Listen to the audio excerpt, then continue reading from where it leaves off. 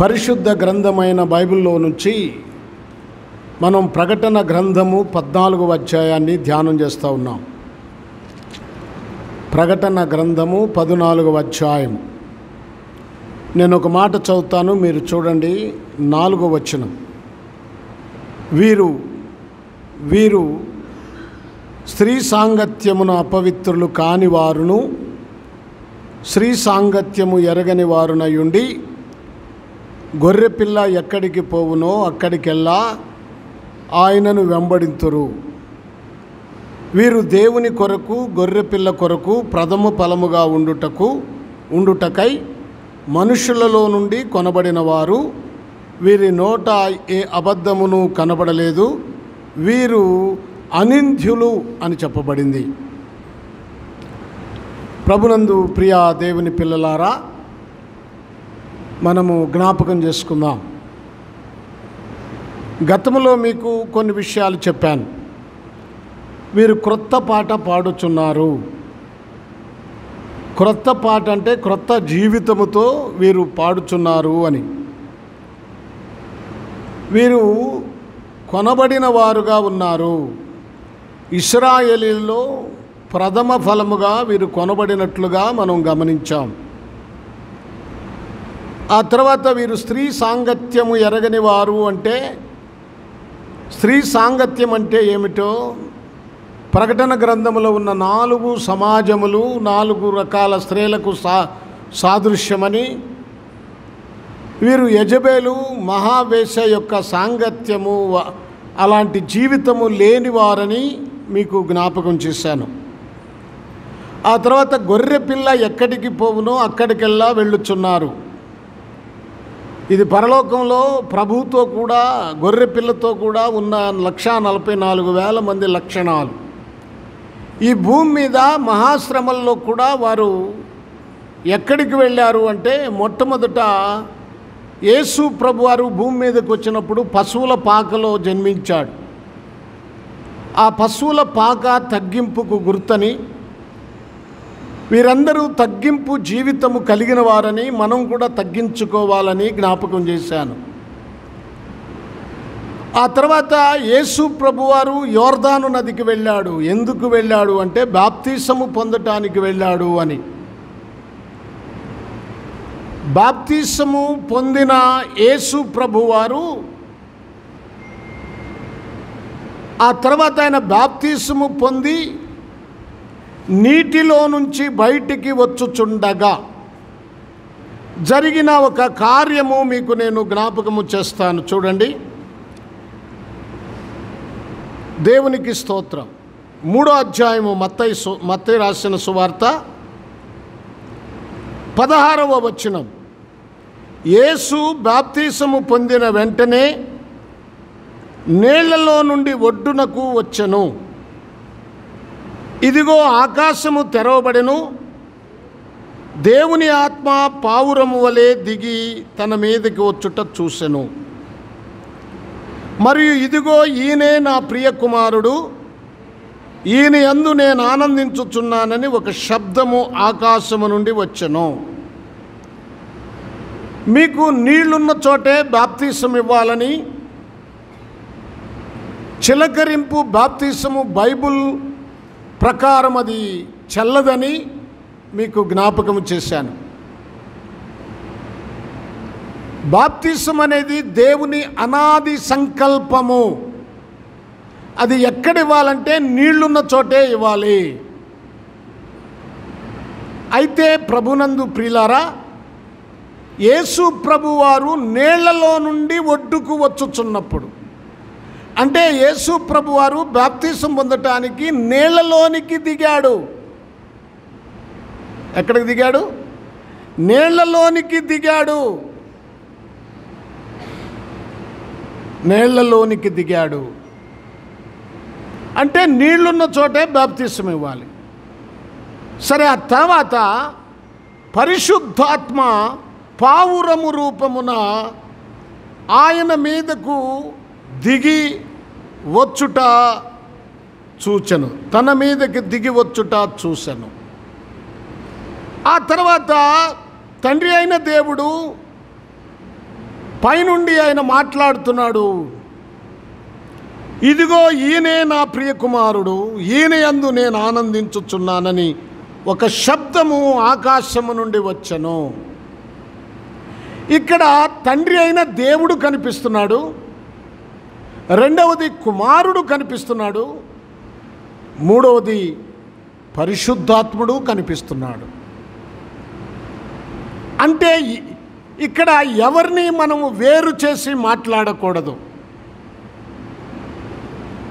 తండ్రి ఉన్నాడు, కుమారుడు ఉన్నాడు. తండ్రి దేవుడు, కుమారుడు దేవుడు. కుమారుడు దేవుడై ఉన్నాడు, కుమారుడు మహాదేవుడు. మన రక్షకుడైన యేసుక్రీస్తు మహాదేవుడు అని చెప్పబడింది, నిత్యుడైన తండ్రి అని చెప్పబడింది. సరే, యేసు దేవుడే, ముమ్మాటికి దేవుడే. ఆ తర్వాత మనం చూస్తే పరిశుద్ధాత్ముడు కనపడ్డాడు. ఇక్కడ తండ్రి అయిన దేవుడు కుమారుడైన యేసుక్రీస్తుని ఓ చక్కని మాట అన్నాడు. ఈయన నా ప్రియ కుమారుడు, ఈయనే నా ప్రియ కుమారుడు, ఈయన యందు నేను ఆనందించుచున్నాను, ఈయన యందు నేను ఆనందించుచున్నాను. ఈయనే నా ప్రియ కుమారుడు, అద్వితీయ కుమారుడు. ఇప్పుడు యేసుక్రీస్తు బాప్తిసం పొందిన తర్వాత, ఎందుకు యేసుక్రీస్తు బాప్తిసం పొందాడంటే మనందరికీ మాదిరి, అందరూ బాప్తిసం పొందాలి. ప్రభువే బాప్తిసం పొందితే ఇక నువ్వు నేను ఎంత? మనం బాప్తిసం పొందకుండా ఉంటే దేవుని బిడ్డలం ఎలా అవుతాము? దేవుని రాజ్యములోనికి ఎలా ప్రవేశిస్తాము? ఆయన అనాది సంకల్పాన్ని మనం నెరవేర్చకపోతే, ఆయన సంకల్పాన్ని నెరవేర్చకపోతే మనం దేవుని బిడ్డలంగా పరలోక రాజ్యంలో ప్రవేశించలేము కదా. కనుక బాప్తిసం అనేది చాలా ప్రాముఖ్యమైంది.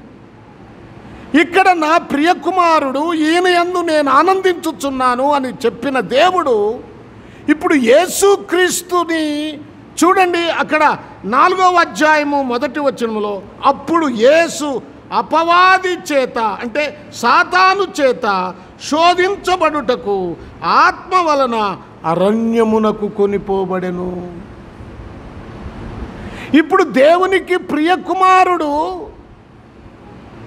శోధించబడటానికి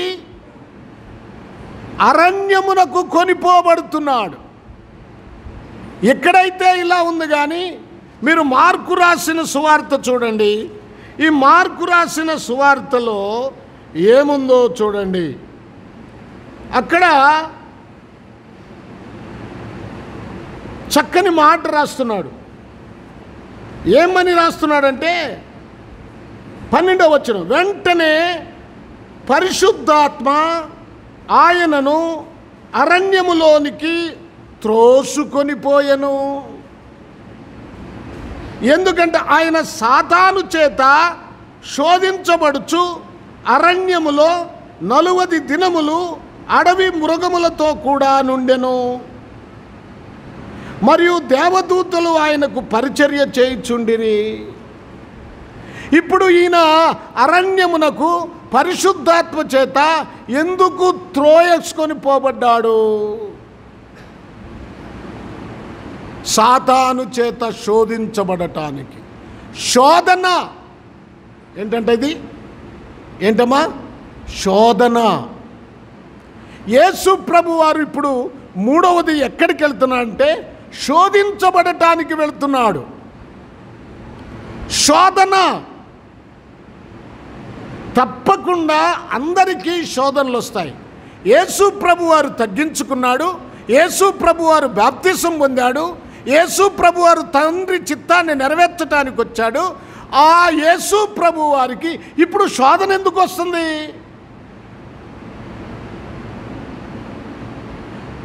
తరువాత యేసు ప్రభు వారు గొప్ప పరిచర్య చేయటం కోసం ఈ శోధనను జయించాలి. శోధన. ఇప్పుడు బైబిల్లో చెప్పబడింది ఏమిటంటే, మీరు ఒక మాట చదవండి, ఆ మాటను మీరు జాగ్రత్తగా గమనించండి. మీరు మత్తయి రాసిన సువార్త 26వ అధ్యాయము 41వ వచనాన్ని చదువుకుందాం. 26వ అధ్యాయము 41వ వచనం. మత్తయి రాసిన సువార్త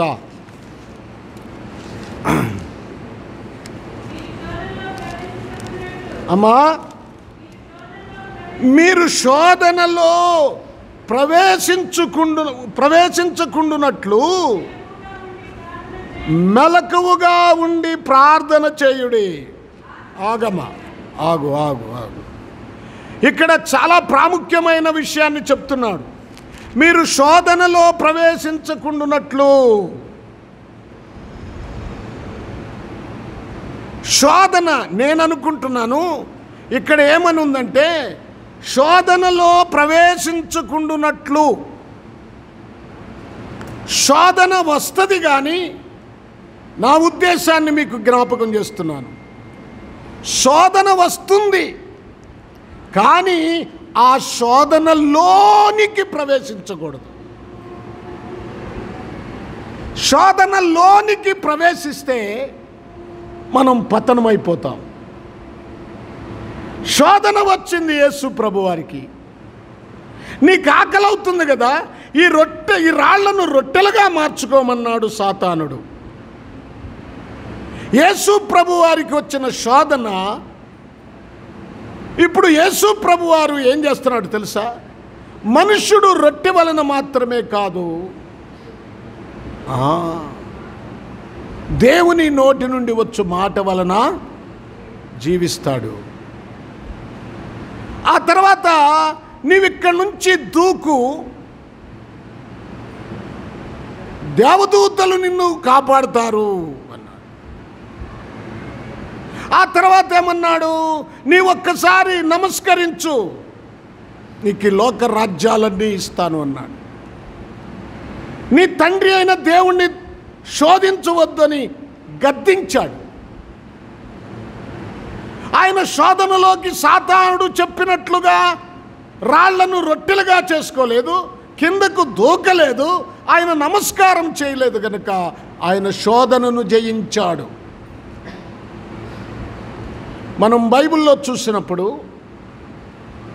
శోధనలోనికి ప్రవేశించిన వారెవరు? శోధన వచ్చినప్పుడు శోధనని సునాయాసంగా జయించిన వారెవరు? శోధన చాలా భయంకరమైనది, కానీ దేవుడు మనకి శక్తినిస్తాడు. బైబిల్లో ఒక మాట ఉంది. యాకోబు రాసిన పత్రిక 1వ అధ్యాయము 12వ వచనాన్ని ఒకసారి చూడండి. యాకోబు రాసిన పత్రిక 1వ అధ్యాయము 12వ వచనం ఏముంది అక్కడ? చూడండి. శోధన సహించువాడు ధన్యుడు. జాగ్రత్తగా గమనించండి. శోధన సహించువాడు ధన్యుడు.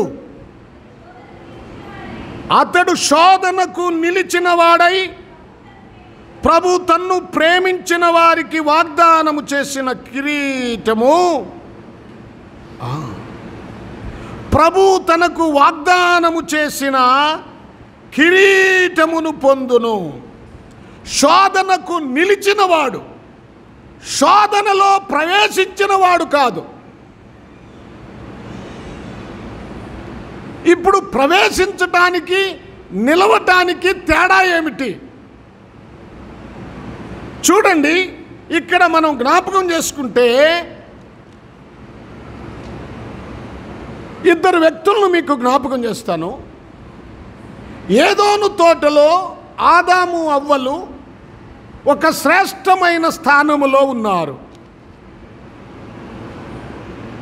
సాతానుడు ఆ తోటలోనికి ప్రవేశించాడు సర్పము ద్వారా.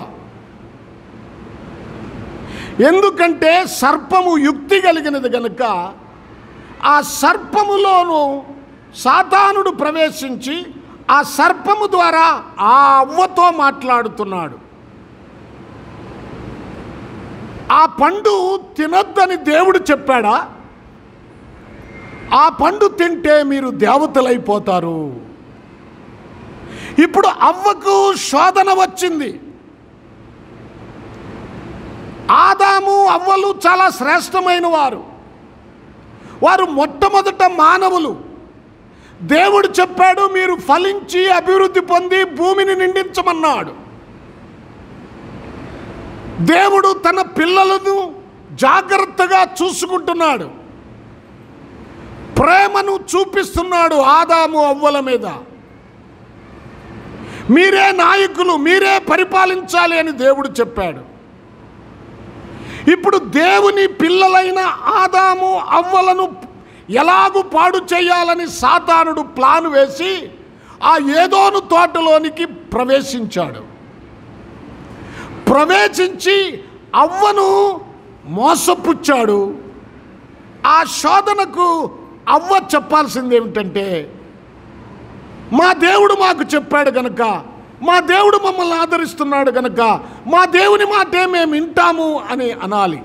అయినా నాకు జతపరిచిన ఆదాము గారు నా యొద్ద లేడు, ఆయన్ను కూడా ఒక మాట చెప్పి అప్పుడు నీ ఆలోచన ఏంటో మేము చూస్తాము అని చెప్పాలి. కానీ ఏం చేసింది అవ్వ? సాతానుడు ఆ సర్పము చెప్పగానే ఆ పండును తెంచి తిని మరలా తన భర్త అయిన ఆదాము కూడా ఇచ్చింది. ఇప్పుడు దేవుని మాటను ధిక్కరించి వారిద్దరూ ఏమైపోయారు? శోధనలోనికి ప్రవేశించారు. ఇప్పుడు ప్రవేశించిన దేవుని మాటను ధిక్కరించిన, దేవుని మాటను వినకుండా సాతాను మాట విన్న ఆదాము అవ్వలు ఏమైపోయారు? శోధనలోనికి వెళ్ళిపోయారు. నా దేవుడు నాకు చెప్పాడు, నేను ప్రార్థన చేసుకుంటానని వారికి ఆలోచన రాలేదు. దేవుడు చెప్పాడు, శోధనలో ప్రవేశించుకున్నట్లు మెలకువగలిగి ప్రార్థన చేయమన్నాడు. మీకు శోధన వచ్చినప్పుడు మీరు ప్రార్థన చేస్తే మీకు మంచి ఆలోచన ఇస్తాడు దేవుడు. మీరు ఏమి చెయ్యాలో తెలియచేస్తాడు దేవుడు. అందుకనే ప్రతి పని కూడా ప్రార్థన ద్వారానే చెయ్యాలి. ప్రభువా, నేను ఫలాని చోటుకి వెళ్ళాలనుకుంటున్నాను, వెళ్ళమంటారా వద్దంటారా? ప్రభువా, ఈ పని నీ చిత్తమా కాదా? మీరు ఎప్పుడైనా ప్రార్థన చేస్తున్నారా? ప్రార్థన చేస్తే ప్రభువు కార్యం చేస్తాడు. ఏ విషయంలోనైనా ప్రార్థన చాలా ప్రాముఖ్యము. మీరు ప్రార్థన చేస్తే దేవుడు గొప్ప కార్యాలు చేస్తాడు. అవునా కదా? తొందరపడకుండా ఉంటే దేవుడు అద్భుతం చేస్తాడు. వెంటనే దేవదూత అంటే దేవతలు కావాలనే ఆలోచన అవ్వకొచ్చేసింది. దేవుని మాటను పక్కన పెట్టింది, దేవుని చిత్తాన్ని పక్కన పెట్టింది, తినేసింది. చూడండి, ప్రార్థన చాలా ప్రాముఖ్యమైనది. ప్రార్థన చేయండి. దేవుడు మేలైనదే చేస్తాడు. ఇందాక పద్మ సాక్ష్యం చెప్పింది. ఏం సాక్ష్యం చెప్పింది? మేము చాలా భయపడ్డాం, చాలా ప్రార్థన చేశారు వాళ్ళు. టైము అబ్బాయికి వివాహం కోసం వాళ్ళు ఎన్నో ప్రయత్నాలు చేశారు, ప్రార్థన చేస్తున్నారు. కానీ దేవుడు తన తగిన సమయంలో తన కుమారునికి వివాహం జరిగించాడు. ఆ దేవుని చిత్తము కోసము కనిపెట్టి ప్రార్థన చేయాలి. కనుక దేవుడు గొప్ప కార్యం చేశాడు. తన కుమారుడికి వివాహం జరిగింది, మంచి కోడలు ఇచ్చాడు. ఆ కోడలు కూడా దేవునిలోనికి ప్రవేశించాలి, దేవునితో ఉండాలి. అమ్మా, చక్కగా దేవుని వాక్యము చదువుకో. ఇప్పుడే నీకు బైబిల్ పట్టుకోవటం కూడా నీకు చేత కాదు. వాక్యము అంత కంగారు పడద్దు. ప్రతిరోజు కాస్త ఆ ముందున్న ఆ అధ్యాయాలు ఆ విధానం కొంచెం నేర్పించమ్మా. అమ్మాయికి చెప్తున్నా, చిన్నికి ఆ వాక్యం వెంటనే తీయటం ఎలాగ చదువుకోవాలో రోజు ధ్యానం చేయి. దేవుడు మిమ్మల్ని ఆశీర్వదిస్తాడు. దేవుని ప్రణాళిక, నీవు ఆ ఇంట్లోకి రావటం దేవుని ప్రణాళిక, అది దేవుని చిత్తం. కనుక మనము ప్రార్థన చేయాలి. ఏ విషయంలోనైనా వెంటనే మనం ఒక నిర్ణయం తీసుకోకూడదు. ఇప్పుడు మరొక విషయం చెప్తాను మీకు. శోధనలో ప్రవేశించటం అంటే ఏమిటో. శోధన అందరికి వస్తుంది, కానీ శోధనలోనికి ప్రవేశించకూడదు. శోధన వచ్చింది, ఈ శోధన లోపలికి వెళ్ళకూడదు. ఈ శోధనను జయించి దాటి వెళ్ళాలి. మీకు ఇశ్రాయేలు దేశము మీద రాజుగా ఉండటానికి సౌలును ఏర్పాటు చేశాడు. అది ఒక మనుష్యుని ఆలోచన.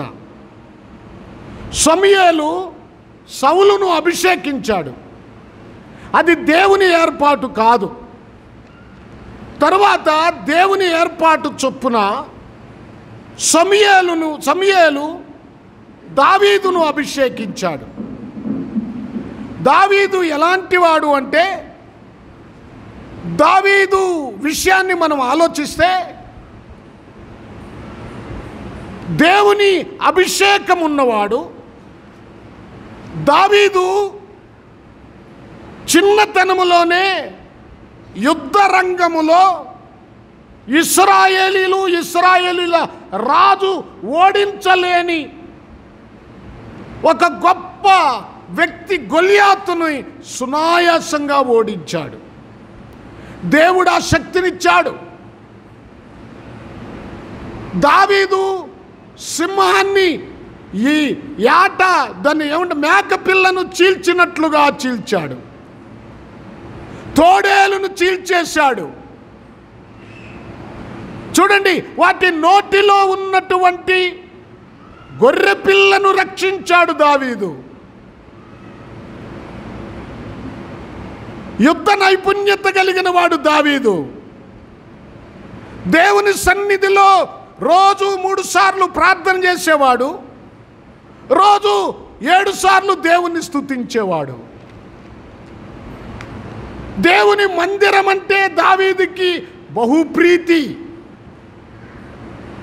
ఒక రాజుగా ఉండి, చక్రవర్తిగా ఉండి, దేవుని మందిరములో నేను ఒక ఒలివ మొక్కలాగా ఉంటాను అని చెప్పగలిగిన వాడు దావీదు ఒక్కడే.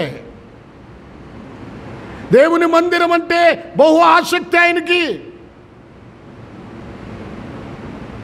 నేను అనుకుంటాను, దేవుని మందిరములో పరిచర్య చేశాడు. రాజయ్యుండి దేవుని మందిరాన్ని శుభ్రపరిచిన వాడు దావీదు. దావీదు దేవుని మందిరానికి ఇచ్చిన ప్రాముఖ్యత ఆయన సీటుకి ఇవ్వలేదు, సింహాసానికి ఇవ్వలేదు.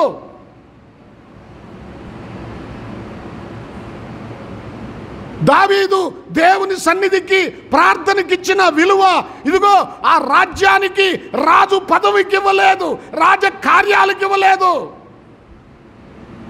నా దేవుడే నాకు ముఖ్యమన్నాడు. నా దేవుడు లేకపోతే ఇవన్నీ ఎక్కడి నుంచి వచ్చాయి? ఈ రాజ్యం ఎక్కడి నుంచి వచ్చేది? ఈ సింహాసనం ఎక్కడి నుంచి వచ్చేది?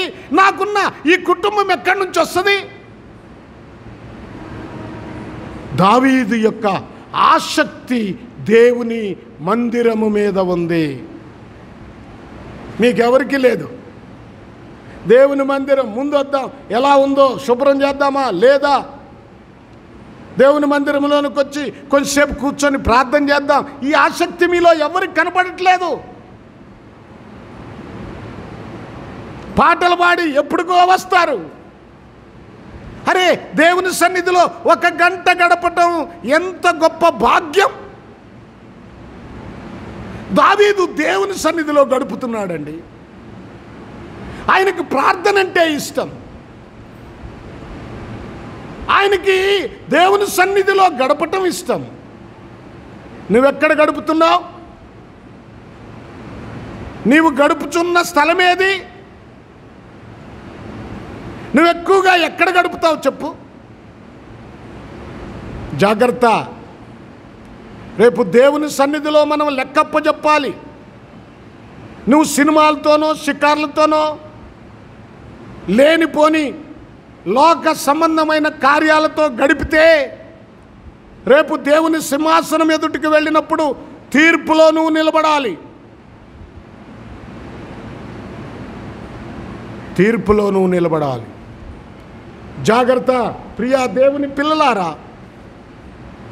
దావీదు కన్నా ఇంత గొప్ప దావీదు శోధన వచ్చినప్పుడు ఆయన మోకరించి ప్రార్థన చేయాల్సినటువంటి దావీదు శోధనలోనికి ప్రవేశించాడు. శోధనలోనికి ప్రవేశించాడు. మీరు ఒకసారి చూడండి. సమూయేలు రెండవ గ్రంథము సమూయేలు రాసిన రెండవ గ్రంథము మీరు చూస్తే 11వ అధ్యాయంలోనికి రండి. 11వ అధ్యాయం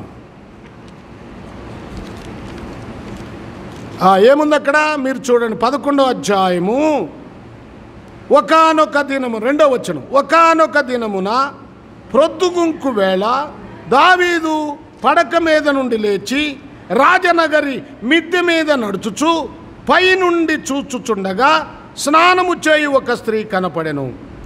ఆమె బహు సౌందర్యవతి అయి ఉండుట చూసి దావీదు దాని సమాచారము తెలుసుకొనుటకు ఒక దూతను పంపెను. ఇప్పుడు దావీదుకి శోధన వచ్చింది. సాతానుడు తీసుకొచ్చి ముందు పెట్టాడు. ఆ స్త్రీని చూశాడు. మొదటిసారి చూడటం తప్పు కాదు, రెండవసారి చూడటమే తప్పు. ఇప్పుడు అలా కాకుండా మరలా ఆ స్త్రీ యొక్క సమాచారము కనుక్కురమ్మని ఒక వ్యక్తిని తన సేవకుడిని పంపించాడు. ఇప్పుడు శోధన వచ్చింది. ఆ శోధన వచ్చిన తర్వాత మిద్దె మీద ఉండి అలాగే చూడండి మెలకువగలిగి మోకరించి, ప్రభువా నా హృదయంలోనికి నా మనసులోనికి ఇలాంటి దుర్మార్గమైన కోరిక వచ్చింది, నన్ను క్షమించు, దీన్ని నా నుండి తొలగించు అని ప్రార్థన చేయవలసిన దావీదు, ప్రార్థనాపరుడైన దావీదు ఆ సమయములో ప్రార్థన చేయకుండా ఆ సమయములో అతడేం చేశాడు? తప్పు చేశాడు. ఆమెను పిలిపించాడు, ఆమెతో శయనించాడు. కానీ ఆమె ప్రార్థన పరురాలు. జరిగిన దానికి చింతించి ఉండవచ్చు. ఆమె తను తాను పవిత్రపరుచుకుంది. తనకు కలిగిన ఆ అపవిత్రతను పోగొట్టుకొని ఆమె తన ఇంటికి మరలా వచ్చెను. మొదటి స్థానానికి వచ్చేసింది ఆమె. ప్రభువా ఈ దుర్మార్గపు కార్యము నుండి నన్ను పవిత్రపరచమని ప్రార్థన చేసుకుంది.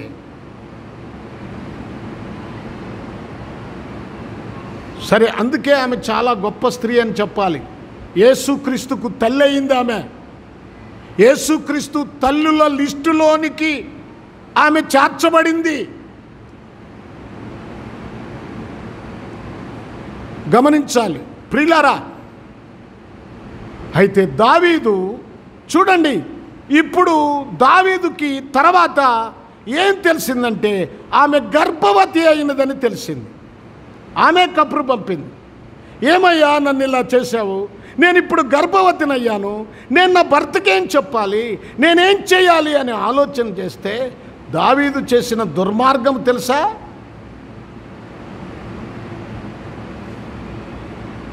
యుద్ధములో ఉన్న తన భర్తను పిలిపించి నువ్వు ఇంటికి వెళ్ళి సుఖించమన్నాడు. తిని విశ్రాంతి తీసుకో, నీ భార్యతో గడుపు అని పంపించాడు. ఎందుకు? తను చేసిన తప్పును కప్పిపుచ్చుకోవటానికి, తను చేసిన తప్పు బయటికి రాకుండా ఉండటానికి. నా ప్రియ దేవుని పిల్లలారా, జ్ఞాపకం చేసుకుందాం. కానీ ఉరియా ఎంత భక్తిపరుడంటే, ఇంటికి వెళ్ళకుండా ఆ రాజా ద్వారము దగ్గరే ఉన్నాడు. ఆయన ఆ నగరము యొక్క ద్వారము దగ్గరే అక్కడున్న సేవకులతో గడిపాడు ఆ రాత్రి. తన భార్య దగ్గరికి వెళ్ళలేదు, తన ఇంటికి వెళ్ళలేదు. ఎందుకయ్యా వెళ్ళలేదంటే, చూడండి ఒక మాట చూడండి. 11వ అధ్యాయం ఉరియా చెప్తున్నాడు. సమూయేలు 2వ గ్రంథం 11వ అధ్యాయము 11వ వచనం. ఉరియా మందసమును ఇశ్రాయేలు వారును యూదా వారును గుడారములో నివసించుచుండగా నా అధిపతియగు యోవాబును నా ఏలినవాడవగు నీ సేవకులను బయట దండులో నుండగను భోజన పానములు చేయుటకును నా భార్య వద్ద పరుండుటకును నేను ఇంటికి పోవుదునా, నీ తోడు నీ ప్రాణము తోడు, నేనలాగు చేయువాడును కానని దావీదుతో అనెను. ఎంత భక్తి కలిగిన వాడో చూడండి. నా ఇంటికి భోజనం కాదు, నా భార్యతో నేను సుఖించటం కాదు. ఎందుకంటే నాతోటి సైనికులు యుద్ధములో పోరాడుతున్నాడు. నా ఏలినవాడా, నీ సైన్యమంతా యుద్ధములో ఉంది. మా నాయకుడైన యోవాబు ఎంతో కష్టపడుతున్నాడు అక్కడ. ఆయనకి నేను తోడుగా ఉండాలి, ఆయన చేస్తున్న పనికి నేను సహకరించవలసిన వాడినై ఉండగా అలా సహకరించకుండా నేను నా ఇంటికి వెళ్ళి భోజనం చేసి నా భార్యతో సుఖించటానికి ఇది సమయమా?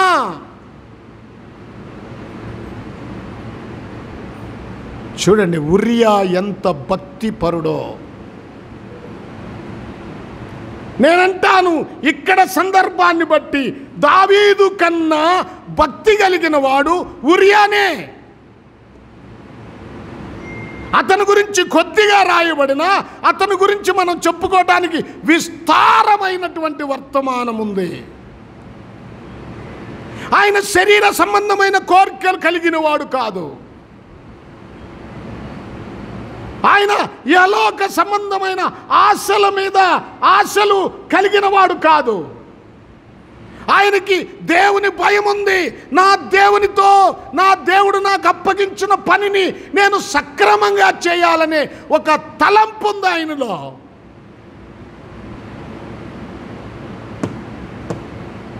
వినాలి వినాలి వినాలి. ఎంత గొప్ప భక్తి కలిగిన వాడో ఉరియా చూడండి.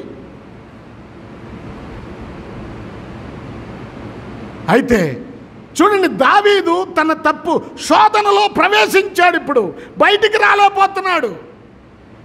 ఎలాగూ ఈ యొక్క పాపాన్ని నేను కప్పిపుచ్చుకోవాలి, ఎలాగూ నేను ఈ సాతాను అంటే ఈ జరిగిన తప్పిదము నుంచి ప్రజలను మరలించాలి అని ఆలోచన చేసి ఒక ఉత్తరం రాశాడు.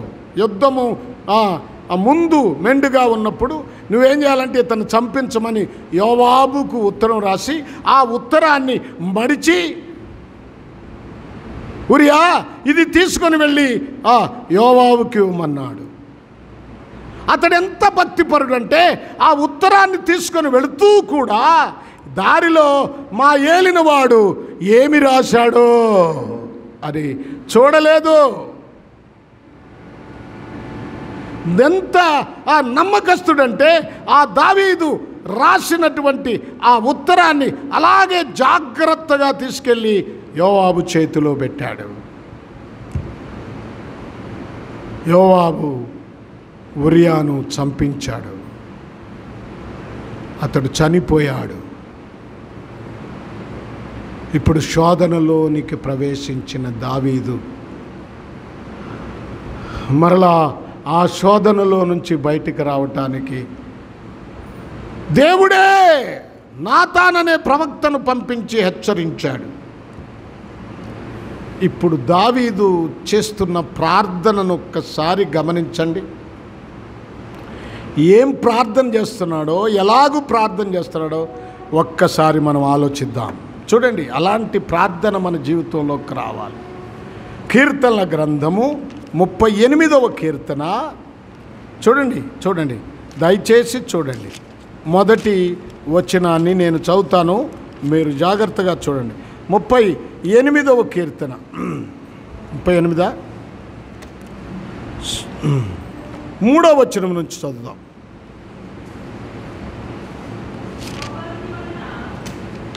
నేను 38వ కీర్తన చెప్పాను కదా, 38వ కీర్తన మొదటి వచనం కూడా చదువుదాం. యెహోవా, కోపాద్రేకము చేత నన్ను గద్దింపకము, నీ ఉగ్రత చేత నన్ను శిక్షించకము. నీ బాణములు నాలో గట్టిగా నాటి ఉన్నవి, నీ చెయ్యి నా మీద భారముగానున్నది. దావీదు ప్రార్థన ఎంత గొప్పగా ఉందో చూడండి. ఇంకా కిందకు చూడండి, ఇంకా కింద 3వ వచనం, కోపాగ్ని వలన ఆరోగ్యము నా శరీరమును విడిచిపోయెను. ఇప్పుడు నేను అనారోగ్యము పాలయ్యాను. నీ కోపము వలన నేను చేసిన పాపము, నేను చేసిన దౌర్భాగ్యమైన పని వలన నాలో ఆరోగ్యము పోయిందయ్యా. నేను అనారోగ్యముకు వచ్చేసాను. ఆ తర్వాత ఏమంటాడు, నా పాపమును బట్టి నా ఎముకలలో ఏమి లేదు, స్వస్థత లేదు. ఎందుకయ్యా అంటే నా పాపము, నేను చేసిన పాపము నా ఎముకలలో స్వస్థత లేకుండా చేసింది. నేను చేసిన పాపము నాయనా.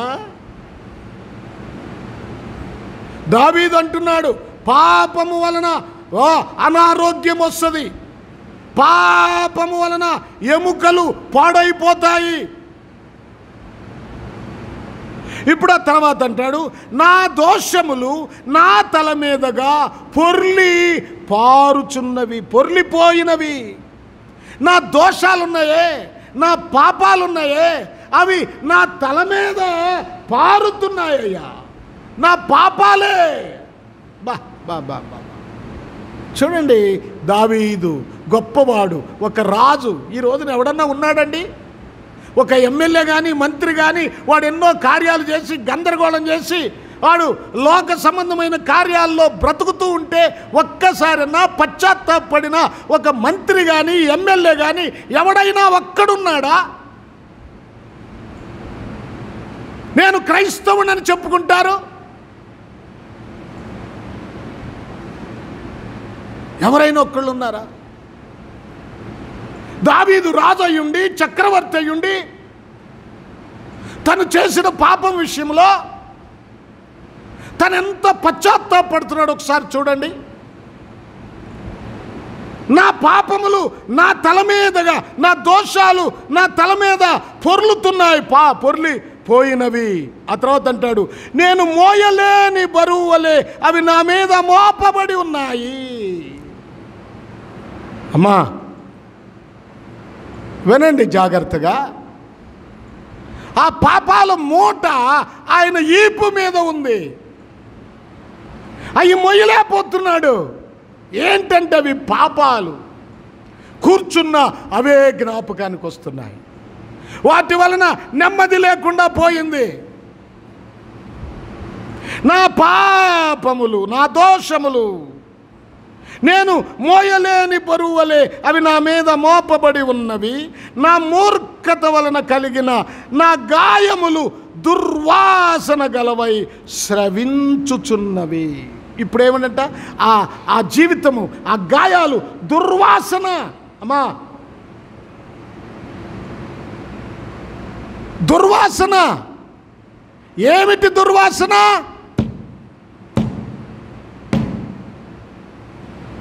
ఆ గాయాలు. ఏ గాయాలు? ఆ దోషాలతో నింపబడి గాయమైనవి. అంతే కదా. ఒక మనిషిని గురించి యెషయా ప్రవక్త అంటాడు, అరకాలు మొదలుకొని నడినెత్తు వరకు గాయాలే, పచ్చిపుండ్లే. ఏంటయ్యా గాయాలంటే మన పాపాలే. మనలో ఉన్న కోపం, మనలో ఉన్న క్రోధం, మనలో ఉన్న అసూయ, మనలో ఉన్న వ్యతిరేక భావం, మనలో ఇతరులు నిందించే ఆ మనస్తత్వం, మనలో ఉన్న వ్యభిచారపు కోరిక, మనలో ఉన్న వ్యభిచార సంబంధమైన జీవితం, మనలో ఉన్న త్రాగుడు, మనలో ఉన్న మోసపూరితమైన మాటలు, మనలో ఉన్న విగ్రహారాధన, మనలో ఉన్న ఈ లోక సంబంధమైన కోరికలు ఇవన్నీ గాయాలు. అరికాలు మొదలుకొని నడినెత్తి వరకు ఇవే. స్వస్థత కొంచెమైనా లేదు. నువ్వేమన్నా మానుకుంటున్నావా? దేవుని దగ్గరికి వచ్చి నీ పాపం ఏమన్నా మానుకున్నావా? నీ వ్యభిచారపు మనసు ఏమన్నా పోయిందా? నీ దొంగతనమైన మనసు ఏమన్నా పోయిందా? ఇతరులను నిందించి అవమానపరిచే మనసు ఏమన్నా పోయిందా? నీవు తిట్టే బూతుల మనసు పోయిందా? లేదు. నువ్వు దేవుని దగ్గరికి వస్తున్నావు కానీ నీ గాయాలకు స్వస్థత లేదు. నీ గాయాలకు స్వస్థత లేదు. నీ ఆలోచనలకు స్వస్థత లేదు.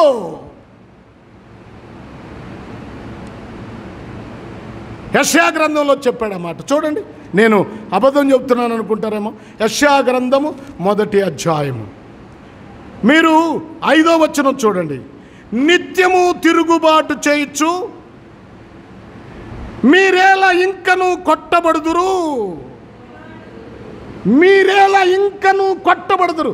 నా దగ్గరకు వచ్చి నా పిల్లలని ఐగుప్తు దేశం నుంచి మిమ్మల్ని విమోచించి శ్రేష్టమైన దేశానికి మిమ్మల్ని నడిపిస్తే, ఎన్నో అద్భుతాలు నీ జీవితంలో చేస్తే, ఎర్ర సముద్రాన్ని పాయలు చేస్తే, యోర్దాను నది నుంచి మిమ్మల్ని విడిపిస్తే, శత్రువుల చేతిలో నుంచి మిమ్మల్ని విడిపిస్తే, ఎంతో భయంకరమైన విపత్తుల నుంచి మిమ్మల్ని కాపాడితే, మీరు ఇప్పుడు ఏం చేస్తున్నారు?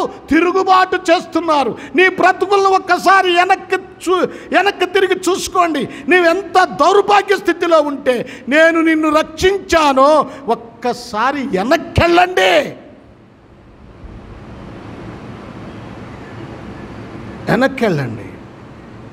వెనకకు వెళ్ళండి.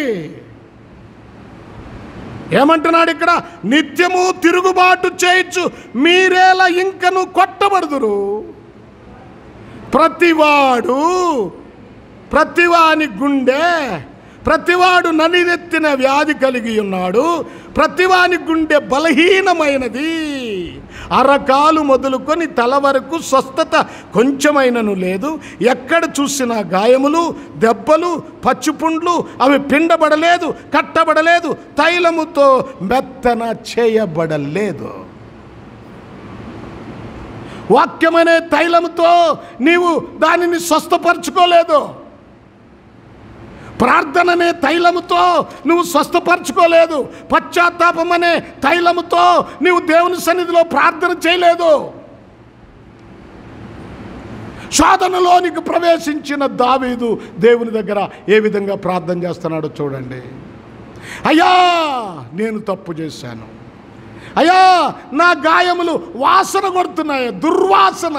మీరు గాయాలు కలిగినటువంటి చీమి గారుతున్న వ్యక్తుల దగ్గరికి వెళ్ళండి, కొంచెం సేపు కూడా నిలబడలేము. అంత దుర్వాసన వస్తుంది. ఇప్పుడు ఈ దుర్వాసన ఏ దుర్వాసన అంటే పాపమనే దుర్వాసన. పాపమనే దుర్వాసన అండి.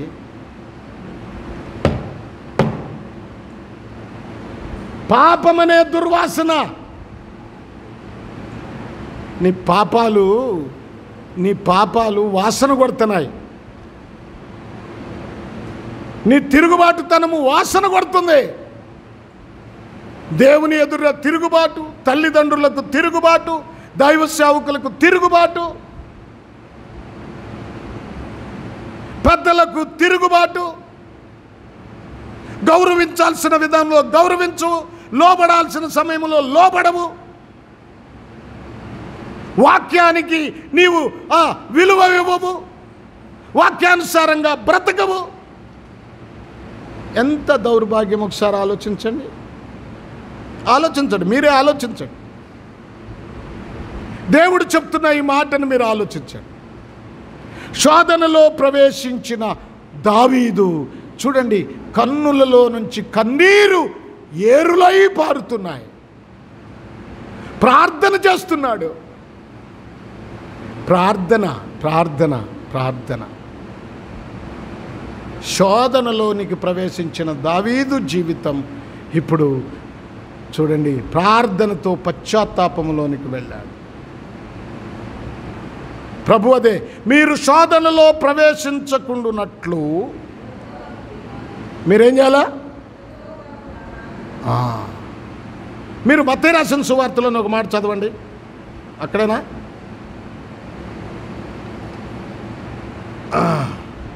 లూకా రాసిన సువార్త అనుకోండి. చూడండి, లూకా రాసిన సువార్త 22వ అధ్యాయము 47వ వచనం. 47వ వచనం. లూకా రాసిన సువార్త 22వ అధ్యాయము 47వ వచనంలో ఏముంది? అమ్మా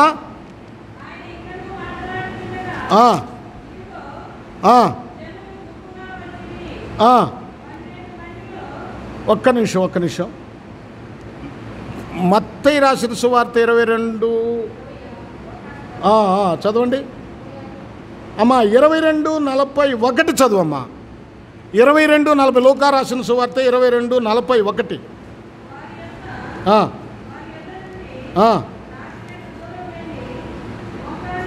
ఉండు, నేనే పొరపాటు పడ్డాను. ఉండమ్మా, ఉండు. అలాగే మత్తయి రాసిన సువార్తలోనికి రా. 22:47, 46 చూడమ్మా. చదువు ఏముంది అక్కడ?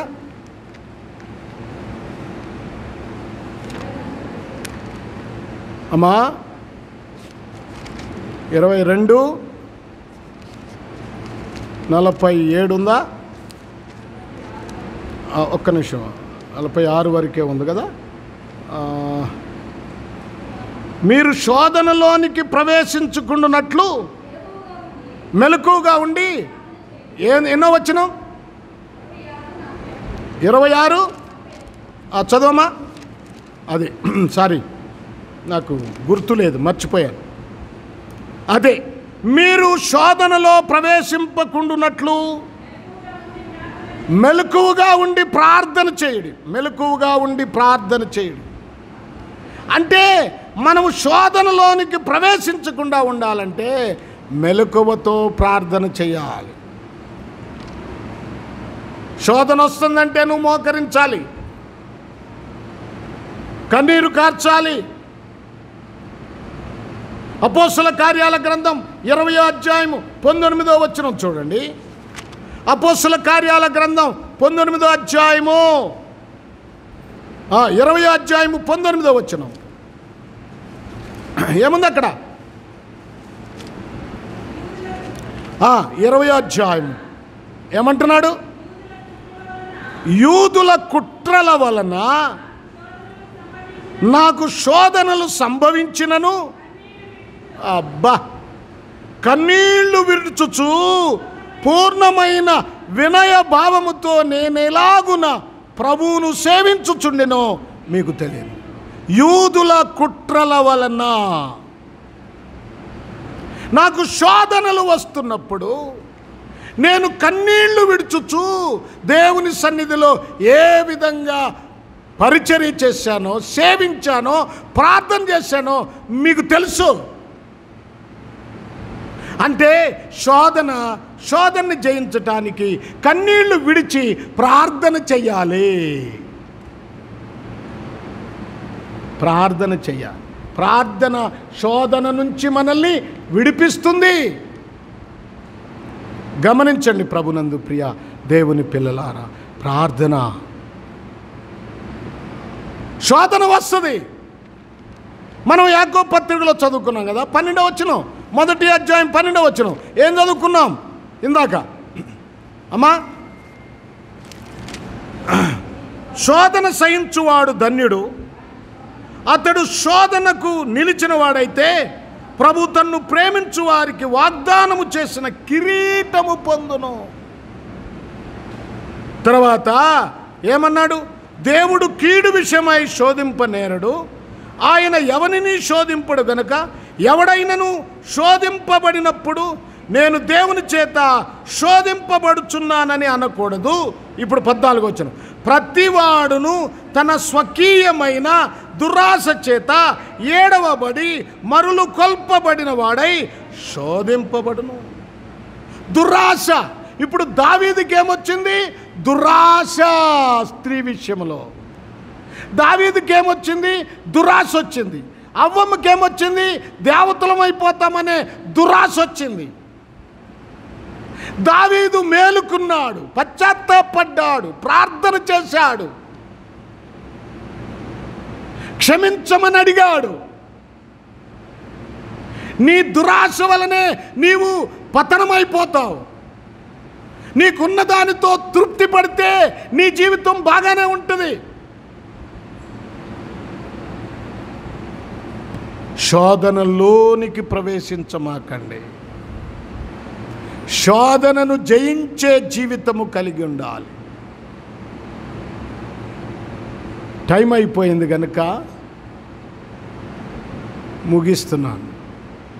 శోధనను ఎవరు జయించారు? యోసేపు జయించాడు. ఐగుప్తు దేశములో ఒక స్త్రీ ఆయనను బలవంతము చేసినప్పుడు దేవునికి విరోధముగా నేను ఈ పని చేయనని చెప్పి అతడు దూరముగా పరిగెత్తాడు. శోధనను జయించిన యోసేపు ఎక్కడికి వెళ్ళాడు?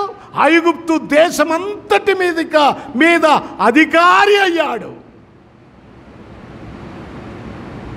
శోధన వచ్చింది ఆయనకి. ఒక స్త్రీ వలన శోధన వచ్చింది, కానీ దాన్ని సునాయాసంగా జయించాడు. ఇంకొక ఆయనకు శోధన వచ్చింది. యోబు సాతాను ఆ పందెమేసి దేవునితో యోబుకు శోధన వచ్చింది. శోధన వస్తే భార్య వచ్చింది. శోధన వచ్చినప్పుడు భార్య వచ్చి ఆదరించాల్సిన భార్య, ప్రేమ చూపాల్సిన భార్య, ఏమయ్యా నేనున్నాను కదా నీకు, మన దేవుడు మనల్ని కనికరిస్తాడు, మన దేవుని సన్నిధిలో నేను నీకోసం ప్రార్థన చేస్తాను, పరిచర్య చేస్తాను అనాలి కదా. భార్యలారా ఏమంటున్నారు మీరు? మీ భర్తల విషయంలో ఎలా ఉన్నారు? కఠినంగా ఉన్నారా? మూర్ఖంగా ప్రవర్తిస్తున్నారా? మూర్ఖులకు ఒక భార్య కనపడుతుంది ఇక్కడ. ఏమంటుంది చూడండి, యోబు గ్రంథము అమ్మా, యోబు గ్రంథం 2వ అధ్యాయం 10వ వచనం. అతడు 10వ వచనం కాదు, 8వ వచనం చూడండి. 8వ వచనం చూడండి. అతడు ఒళ్ళు గోకుకొనుటకై చిల్ల పెంకు తీసుకొని బూడిదలో కూర్చుండగా. ఎంత భయంకరమైన వ్యాధి వచ్చిందో మీరు ఇంటికి వెళ్ళిన తర్వాత చదువుకోండి, ఆ అధ్యాయాన్ని చదువుకోండి. చూడండి, ఆమె వచ్చేమంటుంది, అతని భార్య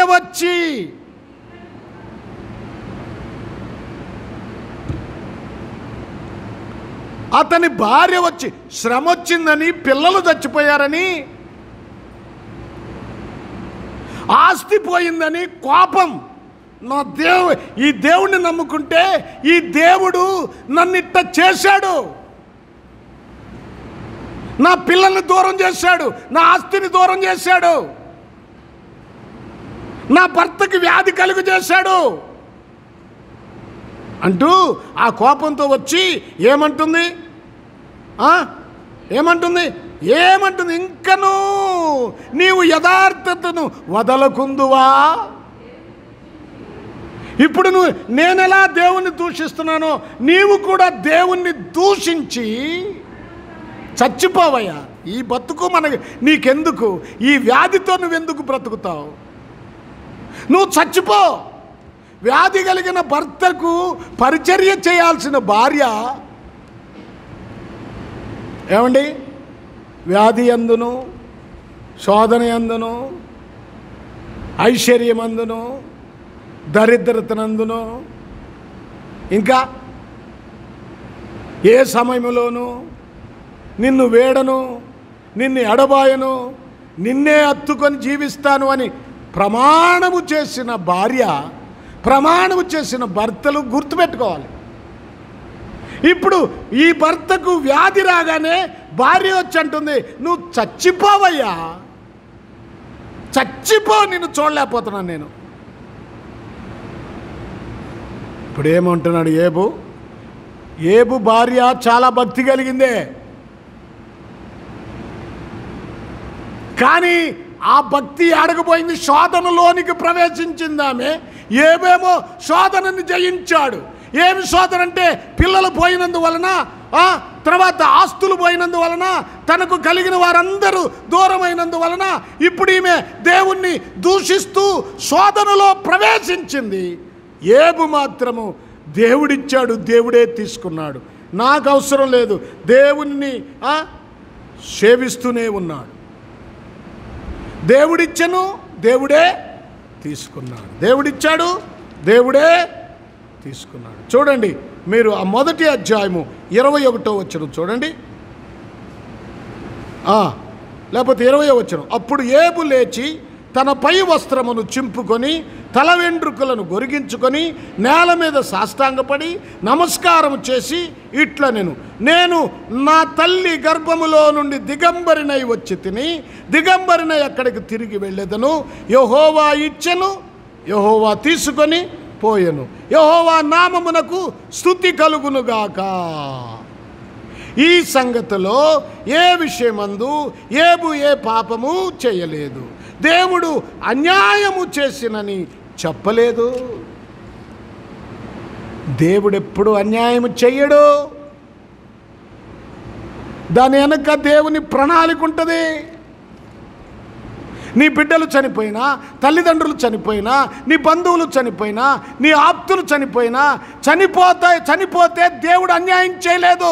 దాని వెనక ఏదో గొప్ప ప్రణాళిక ఉంటుంది. ఏబు జీవితం అదే. ఆయన శోధనలో ప్రవేశించలేదు. చూడండి అండి ఆయన మాటలు, నేను తల్లి గర్భములో నుండి దిగంబరగా వచ్చాను, వస్త్రం కూడా లేదు నా మీద,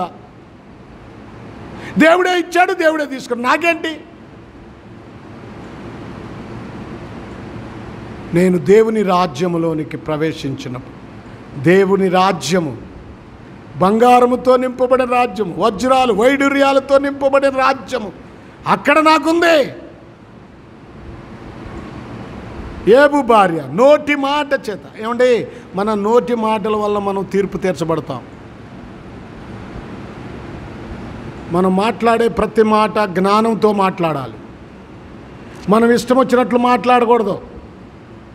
రేపు నువ్వు మాట్లాడే ప్రతి మాటకు, మాట్లాడిన ప్రతి మాటకు ఒక మాట చూడండి బైబిల్లో, లూకా రాసిన సువార్త 19వ అధ్యాయము 22వ వచనం చూడాలి. అది మీరు అందరు చూడాలి, అండర్లైన్ చేసుకోండి. లూకా రాసిన సువార్త 19వ అధ్యాయము 22వ వచనం ఏముంది అక్కడ? ఏం లేదా?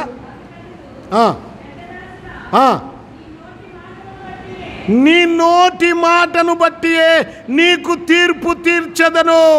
చాలమ్మా. తీర్పు ఎక్కడి నుంచి వస్తుంది? దేవుడు ఏమంటున్నాడు? నీ నోటి మాటను బట్టి, నీ నోటి మాటను బట్టి. ఇంకో మాట చూడండి, మత్తయి రాసిన సువార్త 12వ అధ్యాయము 36వ వచనం. 12వ అధ్యాయము 36వ వచనం.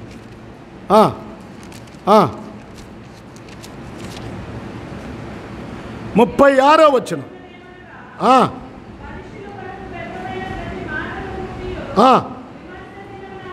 మనుష్యులు పలుకు వ్యర్థమైన ప్రతి మాటను గూర్చియు విమర్శ దినమున లెక్క అప్పజెప్పవలెను. నీ మాటలను బట్టి నీతిమంతుడు అని తీర్పు నొందెదవు, నీ మాటలను బట్టియే అపరాధివని తీర్పు నొందెదవు. నీ మాటే. ఏమండి వింటున్నారా ఈ మాట? అర్థమైందా? బైబిల్లో అన్నిటికీ సమాధానాలు ఉన్నాయి. బైబిల్ చెప్పే మాటలు వ్యర్థమైన మాటలు మాట్లాడుకుంటున్నారా మీరు? నీవు అపరాధివో నీతిమంతుడివో నీ నోటి మాటలను బట్టే రేపు తీర్పు తీర్చబడుతుంది నీకు. నువ్వు అన్న మాటలన్నీ అక్కడ నీ పేరు మీద పొద్దు రాయబడి ఉంటుంది. పొద్దు, రే నా పొద్దు చూడయా, డబ్బులు కడతానంటే అక్కడ పొద్దు రాస్తే నా పొద్దు చూడయా అంటే ఆ పొద్దు చూసిన తర్వాత నీవు వెల చెల్లించాలి. ఏమి వెల?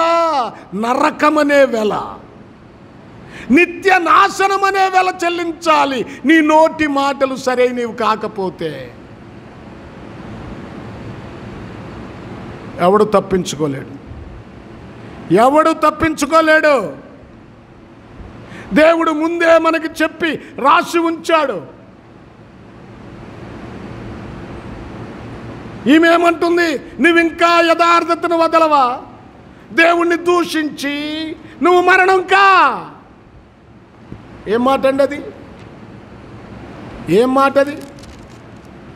యాకోబు 4:11 చూడండి. యాకోబు పత్రిక 4వ అధ్యాయము 11వ వచనం. ఏముంది అక్కడ?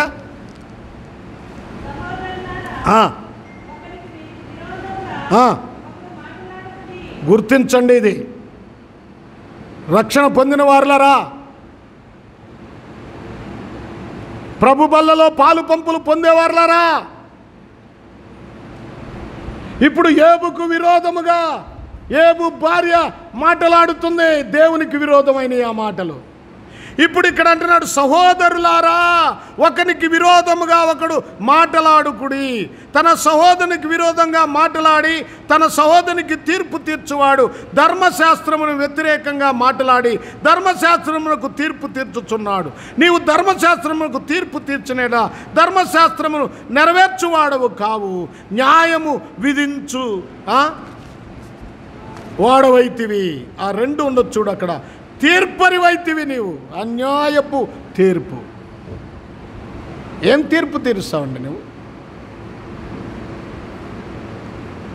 ఆలోచించు, నీ బ్రతుకును ఒకసారి ఆలోచించు. శోధనను జయించే అనుభవంలోనికి రావాలండి. నీకు శోధన వస్తుంది. ఒక వ్యక్తి నీ ముందుకు వచ్చినప్పుడు నీకు విరోధమైన వ్యక్తి కావచ్చు, ఇంతకుముందు నిన్ను బాధ పెట్టిన వ్యక్తి కావచ్చు, సాతానుడు నీ ముందుకు తీసుకొస్తాడు. ఎందుకు? నిన్ను శోధించటానికి. ఆ శోధనను జయించాలి. ఆ శోధనను జయించకుండా ఆ శోధనలోనికి నువ్వు ప్రవేశించి ఆ వ్యక్తికి విరోధంగా మాట్లాడితే రేపు నీవు శిక్షనే మూల్యము చెల్లించాలి. నరకమనే మూల్యము చెల్లించాలి. ఇప్పుడు అర్థం కాదు మనకది, రేపు అర్థమవుతుంది. అందుకనే సాతాను శోధన, కలగజేసే శోధన ప్రార్థనాపూర్వకంగా జయించాలి. మెలకుగా ఉండి ప్రార్థన చేయాలి. చూడండి, గమనించండి, యోబు శోధనను జయించాడు, ఇక్కడ ఏబు శోధనను జయించాడు. కానీ ఏబు భార్య జయించలేదు. ఆమె మాటలే ఆమెకు రేపు తీర్పు తీరుస్తాయి. ఇక్కడ మీరు ఎవరైనా సరే మీ నోటి మాటలను కంట్రోల్ చేసుకోకపోతే రేపు తీర్పు తీరుస్తారు. దేవుడు తీర్పు తీరుస్తాడు. మీ నాలికను కోస్తాడు, తంగేడు నిప్పుల్లో కాలుస్తాడు. జాగ్రత్త, జాగ్రత్త. నేను చెప్పే మాటలు ఈ బైబిల్లోనివే. మీరు ఏదైనా అడగొచ్చు నన్ను, ఈ మాట ఎక్కడుందో చూపించండి అని. బైబిల్ గ్రంథము శ్రేష్టమైన గ్రంథము కనుక శోధన, యేసు ప్రభు శోధనను జయించాడు, సాతాను గద్దించాడు. నీవు కూడా అంతే. శోధన వస్తుంది, మనం ఆ శోధనలో పడిపోకూడదు, ఆ పాపంలో పడిపోకూడదు. ఆ శోధనను జయించాలి. జయించే అనుభవంలోనికి వెళ్తావా, దేవుడు నిన్ను దీవిస్తాడు. వాక్యమును గట్టిగా పట్టుకో, దేవుడు నిన్ను దీవిస్తాడు. మొదట యేసు ప్రభువారు పశువుల పాకలోనికి వెళ్ళాడు. రెండోది యేసు ప్రభువారు యోర్దాను నదికి వెళ్ళాడు. మూడోది శోధించబడటానికి వెళ్ళాడు. నాలుగోది ఏమిటో వచ్చే వారం చెప్తాను. తలలు వంచండి, ప్రార్థన చేసుకుందాం.